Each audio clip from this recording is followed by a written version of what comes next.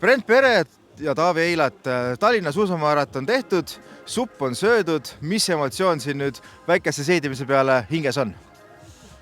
No hea emotsioon. See oli nii, et mina ei ole kunagi käinud ühelgi suusamaratonil või suusaüritusel ja siis Brent hakkas peale käima nagu uni. Ja kuna ma olen sel aastal käinud trennis, mul on suusatreener lausa Raul Olle, siis mõtlesin, et võib-olla peaks seda kasutama ära ja siis, aga ega ma väga ei tahtnud tulla, siis Brent undas nii kaua, kuni ma lõpuks otsustasin, ma tulen ikkagi. Ma ikkagi toonitan seda, et sa ütlesid halbuni, et sulle üldse ei meeldinud see idee.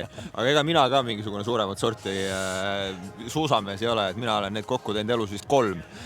Jooksumaraton on natukene rohkem, aga tõesti suusamees ma nüüd selline ei ole, et tahaks minna. Aga tõesti, kuna talv on ilus ja üle pika aja sai päriselt kilomeetrid, siis no miks mitte? Ja kõige suurem kiitus tegelikult tuleb mu abikaasale, sest kui mind oli kaua vaja veenda, siis talle ma ütlesin korra voodiserval, et kas sa tuled äkki ka? Nüüd ütles, muidugi, kes ei ole ka kunagi käinud ja sõitis selle pooliku siis täna. Mul oli see üllatus. Aga nüüd ikkagi, kui esimene maraton on tehtud, et kas on väike nagu pisik külge hakanud ka, et niimoodi ikkagi pea 500 kesi minna üheskoos sõitma, et see päris siuke trennisõit või ei ole?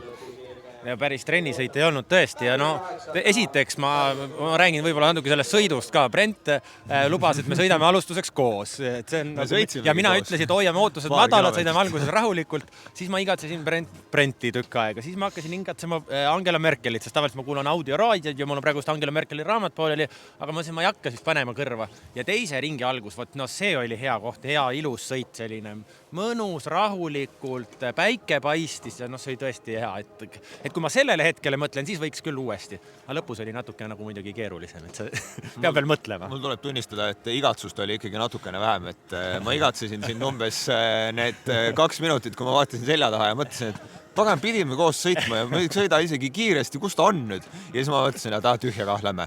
Ja siis ma kadusin ära, aga ega see vahe nüüd nii suur ka ei tulnud. 6-7 minutit. No ja tegelikult tuleb kiita eestlasi. Kui ma käisin üksi sõitmas ja trennis, ma arvan, et ma sõidan päris hästi ja päris kiiresti. Aga tegelikult vaatad seda tehnikat. Täiesti suvaline number, ma ei tea, oli see 347. Nii ilus tehnika, nii ilus oli vaadata ja läks minema ja laulis oli. Mina sain näiteks tänase sõidu ajal aru, et ma oskan ainult vahelduv tõuget teha. Mingit iga sammu peal tõuget see ei tule. Minul vastupidi just, Raul Olle trenn ongi õpetanud Vasbergi ja Moogrenit selgeks, aga siis läheb sassi kõik. No vaata, mina ei ole sellist trenni, eks. Peabki tulema.